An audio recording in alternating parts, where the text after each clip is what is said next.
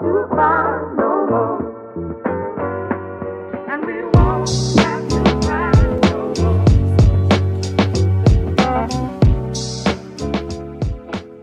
more. John's been resistant to telling stories.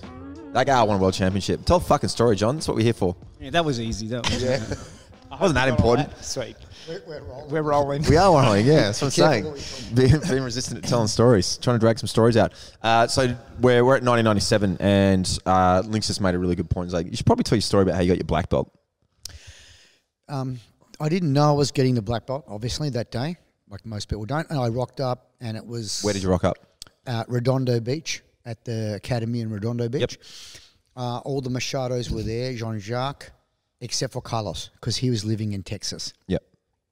So 4 out of the 5 Machados were there.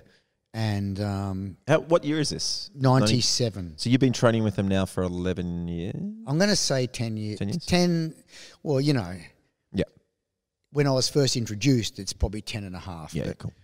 Training. So, yeah. And, of course, so I got my black belt at the end of class. They brought me out the front.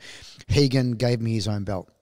That's pretty special. He took off his own belt and gave it to me, which was extraordinarily generous. And I felt completely unworthy of that, let alone the black belt, because you don't, you know, I never felt worthy of any belt that I got. I never felt, I always argued against it. Like whenever I got my purple belt, I said, please just give me another 2 years. I've got to work out my half guard, you know. Yep. Please give me, I always did that. So I've never been able to relate to people who say, when am I going to get my belt? But I just don't, I don't get it. Because I always felt, no, I'm not good enough. But they insisted. For some of the junior belts, I can understand, but the black belt, oh, man, it's hard to feel ready for that. Yeah, I never felt ready. I felt bad about it. But you know, as there were other people there, like David Meyer, he was already a black belt. But I taught him his first lesson when I was a purple belt. Yeah. Yet he got his black belt before me. Is that because he was training full time? Because he's there and I'm in Australia, that's all. So David and a lot of people were very relieved that I got a black belt. Yep. They said, no, seriously, idiot, it's time for you to get your black belt. So that made me feel a little bit better. Yep. It's significant though. Like a Brazilian Jiu-Jitsu black belt is one of the more significant black belts you can earn in martial arts. Yeah, well, obviously I'm biased, but I think it's the most significant by a fair margin. So Not someone one of. I think it's. I don't think anything else comes close. Just trying to be polite, John. No, don't fuck. Why? That's where we're at today. But you've got your black belt, something where you weren't specifically aiming for, and that's a big moment. Yeah, it was a big moment for me. Very significant. But did they make you give a speech? I probably gave a 1 minute speech. Yep. But what I do remember, though, is afterwards, Hagen and I went out and Hagen said to me, listen, I want to give you some advice. And he said, the thing he said to me was, you're the same person tomorrow as you were yesterday. Don't let this belt change you. You know, don't let it, you know, be more conservative with like, oh, I better not wrestle that killer purple belt because I'm a black belt. I don't want to be tapped out as a black belt by a purple belt, so I won't. He goes, yesterday you would have jumped in. Just keep doing that. Yeah. Don't worry about the belt. Don't let it have the negative come with the baggage, if you like. And he says a belt is mostly cotton. Yep. And I went, okay, that helped. Yeah. So that made me feel a bit better about it. You know, it took a while for me to feel settled with it, but you know, then I kind of took the philosophical view. It's just a representation of time. And it's quite a profound thing, though, for him to say, like, keep behaving the same way that got you there. Keep behaving the same way. That's a good way to put it. That's what he would have said if he could have speak good English. Were you? if he could have speak good English, now listen to me. You've been learning English from him. Maybe you learn his English from me. That's his problem. Were you aware that you were? I think you were the 12th of the dude. Doesn't the 12th non-Brazilian ever to get a black belt? Were you aware of that? At that time, I thought I was like number 6. Oh wow! I lost ground over the years when people really wanted to be in that club. Yeah. Okay, gotcha. And they but go, you were no, aware at the time. I got mine in, whatever. Yeah, but mate, you're Craig Cook or something that, you know, he you know. Yeah. So whatever. I'm okay with it, but I am in there. Just some people really didn't. They wanted to be in that club because I came up with that term. That was I made it up. Okay. It was in an interview somewhere, and I said, "Oh, yeah, I was one of the first ones to get the Dirty Dozen to get there," and I just made it up on the spot like that. But it became a thing, where to the point where a lot of people in the world have heard that term, and then suddenly after time, I know guys who have numbered 500, and they have told Porky Pies and gone, "Oh no, I'm part of the Dirty Dozen." What? In your head, mate, but you were no.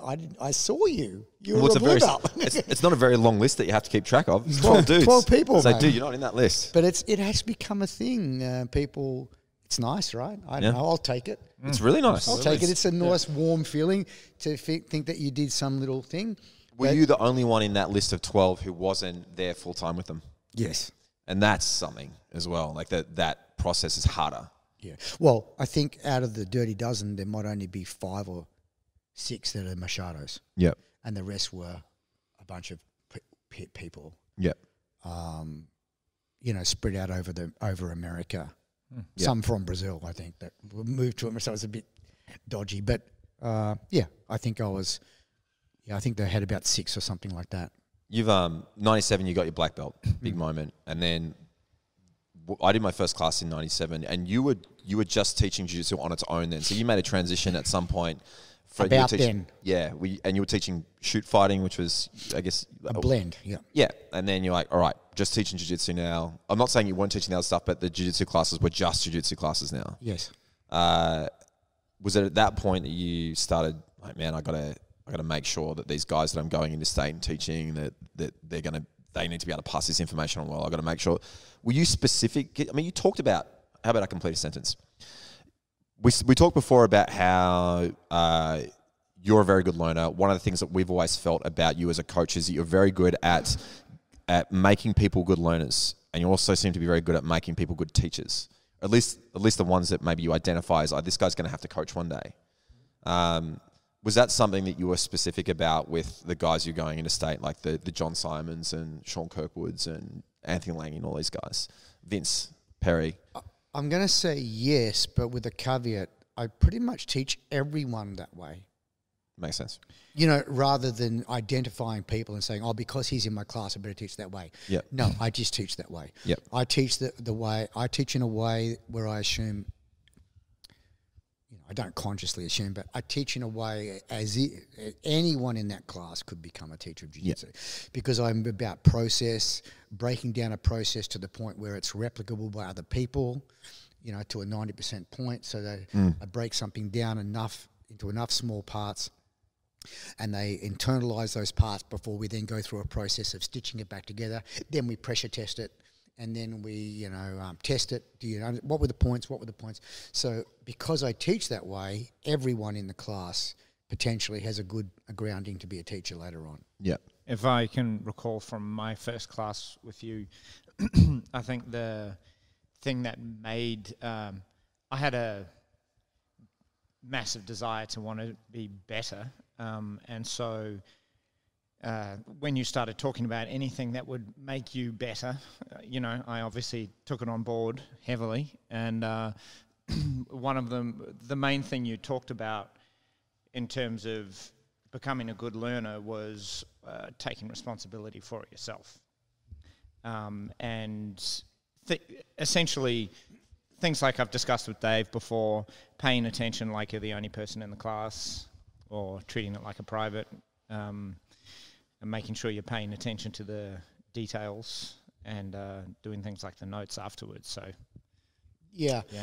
I think that I've come to the realization that the real outcomes are done, the best outcomes are achieved through collaboration. So, as I said, it's a collaborative process between a teacher and a student, and if both of those people can bring a lot to that arrangement, the collaborative process. But it's not like, oh, I'm sitting back here as a student and he's up there doing a great job teaching, and somehow it's going to go in and land in your head and you're going to internalize it and take ownership of it. It's a real collaboration. And I think both people need to know that. Because if you're in a collaborative process, of course you're going to be front and center in the room, taking ownership of your own and responsibility for your own learning. Because you're both collaborating to achieve something. It's not like a one-way street. And the more I have taught, the clearer that has become, that it is all the best things happen when there's a collaboration happening between the two people. And so whatever adds to that. How have you cultivated that collaboration? Well, by the way I manage the mat, I will interact as best I can with each student. I'm not just out there going blah, blah, blah. I'm saying, what was it again? What are the 4 points? Show me, and getting people to do that. Getting people to self-drive through the spectrum that is like when you first learn something, you're exposed to it. There's exposure. Then there's a certain level of ownership. And then you go away and test it, pressure test it, come back with questions and get them answered. And then you say, become an expert at it. So there's more, of course. I'm just giving you some basic ones. But there's a distinction to be made between when you're exposed to something, a technique or an idea, and then when you own the idea, and then when you've got a PhD in the idea. They are different things. That matches my experience of learning as well. The first time was always... Yes. I still distinctly remember a class behind Richmond Station where I was looking around the room. I can't remember exactly what was being taught. I know I was on the bottom, was guard something, and looking around going, I don't fucking get this. And everybody else looks like they know what they're doing. And then 6 months later, whatever, again, I saw it and I was like, I get what I'm trying to do now. Still couldn't do it very well, but I got what I was trying to do. The first time I was like, I don't even know. And then the third time I'm like, I can do this. That process of exposure, what was the second one? Ownership. And then the third one, like if you want to call it mastery for lack of a better phrase, obviously you still shit out of it 2 years, but still. Yeah. That took about 2 years to get those 3 exposures. Yeah. And there's a distinction to be made between them. Yeah. And so back to answering your question, I get this student involved in that so that he or she is very aware of which one of those places they're in. I think that's an important thing. The amount of information that you would vary depending on which... Yeah, a little bit. Specific, like let's say you've got a mat and you've got a bunch of people on there and you're like, all right, this person, I know they're only a couple classes in, so this is the first time. I'm going to keep it pretty broad for them. Yes. But this guy over here is a blue belt. I know he's seen it before. I can tell by the way he's performing and he's ready for a bit more information. Of course. Or she. That's right. And you can often tell by their questions too. Yeah. And their level of understanding. I think it's important to understand that because... and that doesn't stop, ever. Yeah. Because obviously none of us are the same people now that we were 10 years ago. No. So even if we saw exactly the same technique with the exact same points that we were originally taught 10 years ago, yep, we are going to see a different thing because we are looking at a black belt eyes instead of blue belt eyes. Yeah. And so we are continually changing as human beings and with our life experience and all the stuff that's happening to us. So every time we look at something, we see something new. Of course we see something new. We have a different perspective. So we've got to continually go back and look at the things that we think mistakenly we have mastered because we'll see something different about it. I see something different now about butterfly guard than I saw 3 years ago. Yeah. I mean, and if I wasn't, something's not right with that. We have those experiences too where we go, all of us had, I'm sure, where we learn something, you're 15 years into a 20-year journey so far and you're like, fuck, why didn't someone show me that? That's the thing that made the difference. And then I'm always like, yeah, they probably did. They probably did, and I just couldn't hear it. Or it wouldn't have ready for it, mattered. yeah. It wouldn't have mattered. You weren't ready. You can only get a few, like probably 3 or 4 chunks of information about a technique at any given time, right? Anything more than that's just not going to go in. So it might have been that you mentioned all those, but I didn't know anything. First time I saw it, I'm like, maybe you did mention it, but I'm just too busy being crap at it. And there's also the intangible aspects, which is something that might not be a specific nuance to the technique, but it's then how what's the context? How does that technique then connect to other parts of your game? That, of course, has no meaning for you when you learn something in isolation. Well, because you have no other game. Yes. But when you have other games, you go, oh, my God, I now see a connection between X-Guard and Inside Ashigarami. Yeah. But I didn't see that connection for a long time, so there's those as well. So we're on an endless journey of, I think one of the things, you know, you've probably heard the old story. I kind of like it. It's, you know, your dad, you saw, you know, you knew your father pretty well. You went away, travelled the world for 10 years. You came back and you're amazed at how much your father learnt while you're away. Mm-hmm. You know, Dad, how'd you get so smart? You know, of course he was always as smart, but you weren't able to appreciate it because you didn't have a view of the world. Yep. So I think there's a lot of that going on in jiu-jitsu as well, which is awesome, right? Yeah. Yep. Are you waiting for, did you want to say something? No, sorry. I was thinking out loud because what I was just thinking was, sometimes with my students, I'll teach them something maybe several times and they'll come to me like a year and a half, 2 years later and they'll be like, hey, look at this, or look at this I've discovered, or look at this as such and such. That happened the other day when you were here. I'm like, dude, I showed you that 3 times. It's occurring to me, yeah, I showed them that, but as you're saying, they weren't ready for it. So I shouldn't probably give the smart-ass reply, already fucking showed you that. Because they didn't see it. No, you definitely should. Well, I will, just to rev them up a little bit. But yeah, that's what was going through my head when you asked if I... See, this is applicable in the situation that we're going through now in the world, because what got you here to this point in time is not necessarily what's going to take you to the next part. Yep. And there's the historical, you know, people think that because the thing we can all do equally well is apply our 100% correct hindsight to the share market, to training and learning, and to whatever, with 100% infallibility. So it's very easy to make this stupid human error of saying more of the same. Yeah, and that is not true. It's not true in jiu-jitsu either. No, it's the game not. changes too rapidly. Yes, so I think that's a reason to be open to just continually reinventing ourselves, refreshing the way we look at the world and see things and our opinions on things on a very constant base. And the other reason to do it, not just to keep it, but to keep ourselves interested. That goes to motivation. Because when people say to me, oh, how do you keep motivated? I go, how can you not be motivated? If you're not motivated, you're not looking deeply enough. Yep. You know, if you need the world to be more mysterious, so you make it a flat earth theory, if that's what you need to make the world more mysterious and adventurous, you're an idiot, because you're just not looking deeply enough. The world is amazing enough. Yep. But unfortunately, it takes rigor and effort to see how amazing something is. Now, the cop-out is you come up with a conspiracy theory, because that's easy, requires no intellect. Right? 2 visits on YouTube and you're away. Yep. And you've got confirmation bias with all these fuckwits. Yep. But it takes intellectual rigor to dig in and dig down to find, oh my God, the world is pretty amazing. And pretty round. Pretty radical and mysterious and round. It's that simple but not easy. That's right. But they have followers all around the globe, so there is that. Yep. Can I I see what you did there. can I ask whether you're on the we're on the teaching bandwagon? Early on, when you were teaching seminars, people obviously wouldn't have come back to you and said, "Can we have you at our school, etc." Had you been doing a crap job? So one thing that we've all had the experience of, and anyone else I think that's done a seminar with you has had the experience of, is that you're very good at passing on information. Is that something that you think has come naturally to you, or you've had to work on? And I think people also find you very engaging.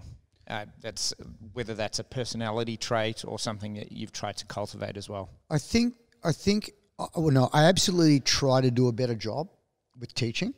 I'm trying to do my best job in terms of design. Rather than just do a class, I will design it. Rather than just do a seminar, I'll design it. Rather than just live in a house, I'll design it. I like the idea of design, because it's moving away from the other idea, its counterpart, which is whatever you get. I don't want to accept that, so I want to design everything the way I live, design my life, design my house, design my training, design the classes, So I think that's a word that's not used often in jiu-jitsu, and I think it'd be useful for more people to use it. So I've always been interested in that. But I think that is then only empowered by the fact that I'm fortunate because I got in early enough. Let's just call it by accident, timing, right? You could have done the same thing if you were born earlier. So I had the value of getting in early enough that I've done 27,500 classes to date. So when you do something 27,500 times, like teach a class, you'd have to be kind of stupid not to learn a few things about class management and class design. Yep. Or you'd have to be, not so much stupid, but you'd have to be one of those kind of people that were just happy to go on automatic pilot. Yeah. But I think if you're one of those people that just went on automatic pilot, to your point, you probably wouldn't do 27,000 classes because no one would turn up. Yep. So I think the fact it kind of works together. I think I've done, because the old 10,000 hour rule, so I've done 27,500 hours, let's say, teaching classes. More than that. I'm talking about classes, not hours, so it's probably 40,000 hours, I don't know. But I think that helped a lot. You know, when you do that, that's a lot of feedback you're getting from the class. Yeah. Gee, when I say it that way, that happened. When I say it a slightly different way, that happened. Note to self, must say it that way. And I will do that after almost every class I go home, I debrief myself.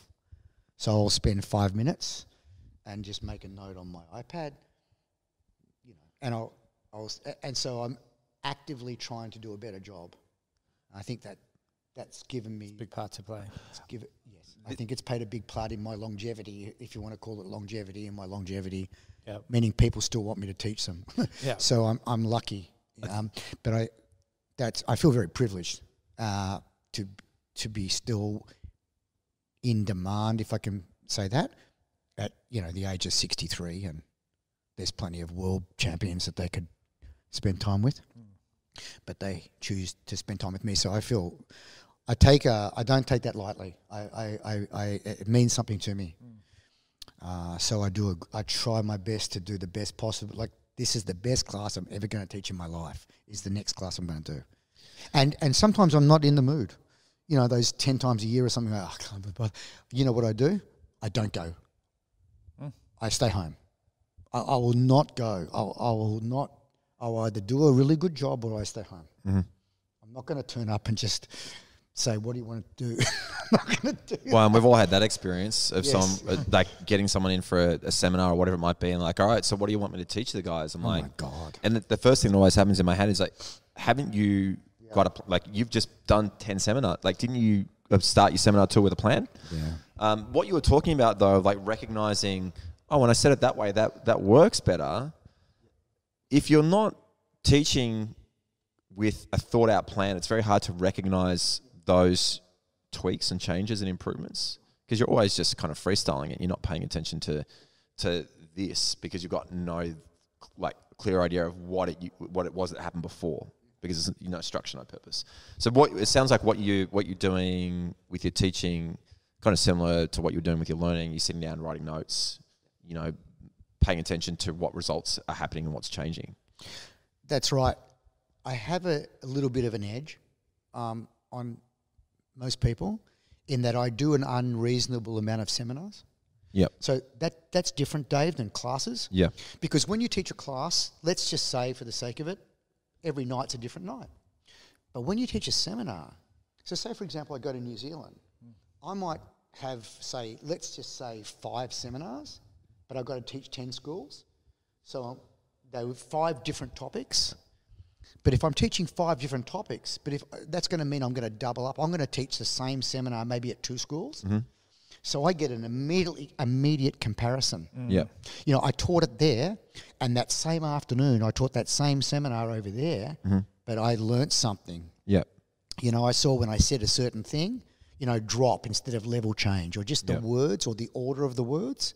Then I'll do an experiment in the other school, and I go, oh my God, that was better. 19 out of 20 people did what I wanted them to do by saying it that way, and over here it was only 17 people. I recognise shit like that now because I've had practice at it. So that's different. Well, it's harder to do in class because each night's different. So you're not doing an exact comparison, if you know what I mean. So I think that's my little edge, because I do 100 seminars a year, and mostly I would say it's probably 40 unique topics. So it's not the 100 seminar, that would be awesome. Like if you taught like the Raspberry Ape, like Daniel Strauss, he did a podcast with me in the UK. He said, so you're teaching how many seminars a year? Oh my God, how can you teach 100? I did 60. I go, wow, what topics did you do? He goes, guillotine. I said, remember that. I said, yeah, I did that last week, but what are other topics? She goes, guillotine. Yeah. I couldn't believe that he could not. How can you keep motivated? Guillotine. And he can't believe that I'm teaching 70 different topics. But there's something to be said for teaching the one thing, because you're going to really you should become the best in the world at getting the outcome you want if you've had 60 practice events at teaching the same thing. Yeah. It's the same as specialising in a particular move when you're rolling. So I think it's that's anyway. So the idea of being able to teach one seminar several times is a really great mechanism for improving. Yeah, that's harder to do in an average class in the night time. It is, yeah. Particularly if you're taking a very unstructured approach, and well, then it's even worse. Yeah. Let's segue for a little moment. Your black belt in 97, fast forward to the point where you're giving out your first black belt, and there's a fair bit that's gone on in between there. It would have been, I imagine, a pretty amazing experience to be at that point where I'm like, man, I've brought someone through this process and this journey. A little surreal. Yeah. Because that was not my intention. I didn't have a master plan. That's a common it's theme. Organic. It's interesting that a lot of these things, like, I didn't intend to, but in a smaller scale, there's always intent. There's intent when you step on the mat to get better. When I teach, there's a lot of purpose and planning. Well, that's one of the things. That's one way you know that you're doing something right. This is an old Buckminster Fullerism from, like, Buckminster Fuller, for those who don't know, wrote a book called The Critical Path.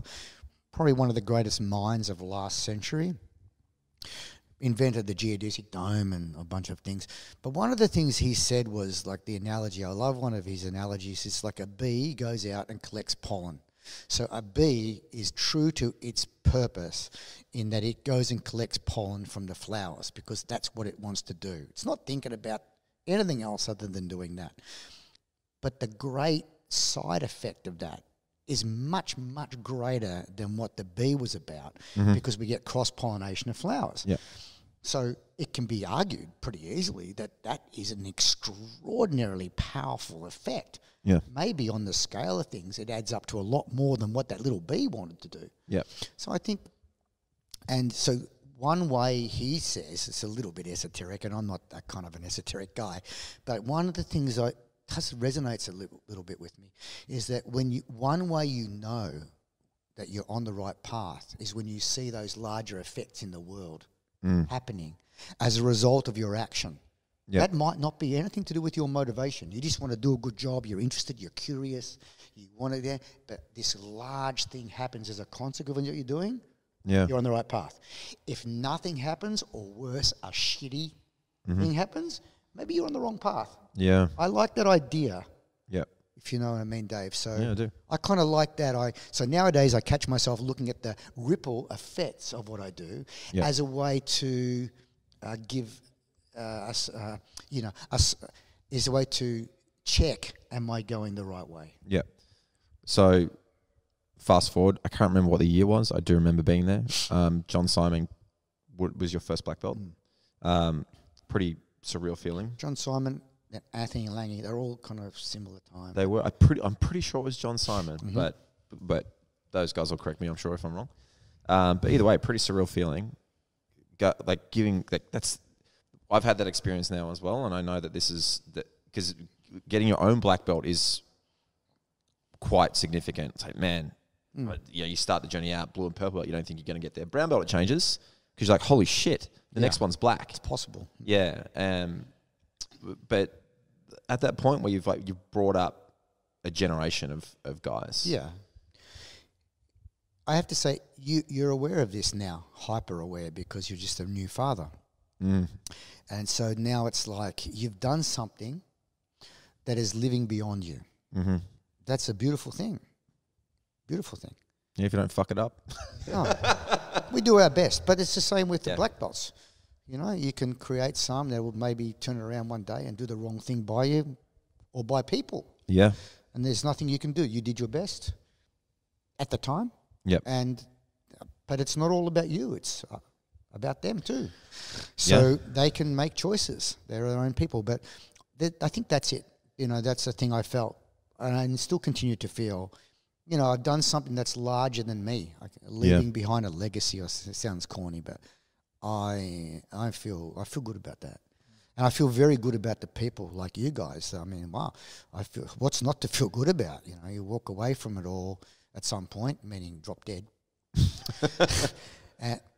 and I can be proud. Not that I'm be proud. I'm dead. How can you be proud when you're dead? But you know what I mean. I know something's there that's going to have. But there's going to be some point down the track where you might take a moment to look at what you've done, and that there should be some pride in that. It's significant, whether it is by accident or design. There's a lot of people that wouldn't be doing jiu-jitsu in this country. Certainly not the same way if it were not for your journey and that picking up the right book. As Murray pointed out, the butterfly flaps its wings. Exactly right. Like it's like those lineage things. Like John Simon being your first black belt, he was very instrumental in my process. Like we were training partners, but he was always a belt ahead and very significant in my own development. A lot of people don't necessarily understand one because you've been my coach since day one, but you're always in Geelong. So as time passed, less and less exposure to you. At first, it was once a week, and then busy opening all that stuff. So John Simon was a big part of it. John Simon gave Lockie his black belt, who's obviously getting a lot of exposure to Australian Jiu-Jitsu at the moment. So there's some fairly significant. Well, Lockie was your student in Geelong for a while too. Lockie's a funny kid. Yeah, he's there's a story about Lockie. Was it Lockie's story? Yeah, let's tell the Lockie story. Okay, so this guy, we're teaching at Hangar 4, and we come before the class. Then the class we had to watch, we had to suffer through some guy teaching Hapkido before we started our class at 7 o'clock. And they're doing break falls. You know, every night they're doing break falls. Lockie comes up to me and goes, why are they doing this thing? We don't do that. I go, we don't need to do that. That's just, they're warming up. But why don't they do push-ups or sit-ups or why are they doing break falls? I'm trying to get rid of Lockie. So I say, listen, maybe one day they'll fall down and, he'll be able to break his fall and won't hurt himself. I don't know why I said that, but it's just stupid. Anyway, Lockie goes, okay, cool. So guess what happened? That instructor that night walked out. There were 6 steps down. He fucking fell down and broke his arm. So next night he turns up. Did he break his arm trying to break fall, or he didn't break fall? I don't know. But now his arm's in a sling. Yep. I come up next week for training. Lockie comes running at me. What about that? He's broken his arm. I go, look, Lockie, I give up. I don't know why they're doing break falls. I can't give you an answer. He goes, okay, fine. So note to self, don't try and... He started training with you as a kid though, right? Well, he was a kid then, yes. He was. Yeah. I don't know how old he was. He was a very young kid. He was 13, 14, teenager. Yeah. Yeah. But he was always curious. He wanted to know why they were doing break falls. Yeah. I don't know. But the guy broke his arm. The one reason. Going back to the original point, though, the knock-on effect of what you had, it's quite far-reaching, and a lot of people that are doing jiu-jitsu now, they've only been in it for 5 minutes. Even if it's been 5 years, they don't necessarily understand the history of it. And I think it is important to take a moment to try to check in with where it all started, who's responsible, because there's some quite deep connections that go back there, quite a long way, and it started somewhere. And it started somewhere that there's somewhere this is some outlier picked up a book and went, man, I'm gonna go to Bali, and that kind of just snowballed from there. It's interesting that there's a lot of people that can trace their lineage to that moment in this country. Yeah. And I think it's a testament but a lot of people could go, he's your coach here, but like I feel very fortunate. You've said this a bunch of times, is that it's just luck, the door that you walk into when you first start training. You don't know. It's a little bit different now because you could probably find out some more stuff online. But if you don't know jiu-jitsu, then you don't necessarily know where to look for that stuff anyway. So a lot of the time you just walk into the closest place, and if it's a good place or not, you don't necessarily know. And I feel fortunate that I happen to walk into the right place, and the right place for me. Yeah. And have been there since day one. And then find out later on, this guy's done all these things, and it's probably a similar experience that you had with Higgin. Yeah. Where you're like, this guy, People often don't know. The majority of people that walk into my school in Geelong, where I live, they haven't got a clue. They just said, this is the nearest martial arts school to my house. Is this any good? say, yeah, it's fine. Start here. Yeah. Then 3 years later, they come and go, I just Googled. So, Yeah. so, Yeah. oh my God. And, so I'm in the right spot. And I go, yeah, you are. So, sometimes we can get lucky, I guess. Yeah, I think it is. I think that takes us to a pretty good place. I don't know if you guys have got any more questions. No, I'm good. Thanks. That's pretty rad. My pleasure. Yeah. There you go. So much, the history of jiu-jitsu in Australia with a few little side stories here and there. I didn't tell any stories, huh? Mate, you know, nothing too incriminating anyway. You still My wife has left the room. Now I can tell the stories. Yeah. But I would like to say thanks, appreciation. It's pretty rad. It's a lot of people that are new to jiu-jitsu don't know a lot of this stuff, and I think it's pretty cool to be able to get a bit of an idea on how we all ended up here in the way that we have, and that the people that are responsible, or the person that's responsible for all us doing it, is still here, still teaching, and still very active in the scene, which is pretty rad as well. Because it's been, how long have you been doing jiu-jitsu now? 40 years. My wife would know. You started when you were 30. Will have to be, what is it? I started when I was let's say 86. 34 years. There you go. There you go. That's not bad. Melissa and I have been together, nearly 30 years. So, Yep. yeah. 30, 34 years. Hope you enjoyed it, guys. Keep training. Thanks very much. Sean. Thank you. Thanks. Thank you. And we won't have to cry.